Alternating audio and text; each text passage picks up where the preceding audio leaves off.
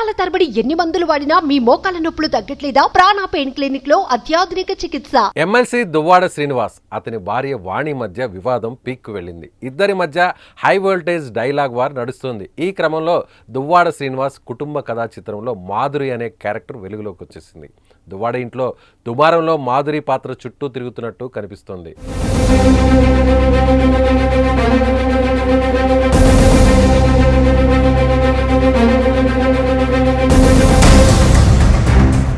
దివ్యల మాధురిపై ఘాటైన ఆరోపణలు చేశారు దువ్వాడ వాణి. తన భర్తను మాధురి ట్రాప్ చేసిందంటూ ఆమె సంచలన ఆరోపణలు చేశారు. అయితే మాధురిని వాణినే తనకు డ్యాన్స్ టీచర్గా పరిచయం చేసిందని దువ్వాడ శ్రీనివాస్ తాజాగా చెప్పారు. వాణి ఆరోపణలకు అంతే ధీటుగా కౌంటర్ ఇచ్చారు దివ్యల మాధురి. వాణి తన స్వార్థం కోసం తమపై నిందలు వేస్తోందంటుంది మాధురి. దీంతో మనస్తాపంతో ఆత్మహత్య చేసుకుందామనుకున్నానని, ఆ సమయంలో దువ్వాడ శ్రీను తనకు అండగా నిలిచారని, ఓ ఫ్రెండ్లా కేర్ టేకర్గా దువ్వాడ శ్రీను తనతో ఉన్నారని తెలిపారు. ప్రస్తుతం దువ్వాడ శ్రీను తాను కలిసే ఉంటున్నామని మాధురి వివరించారు.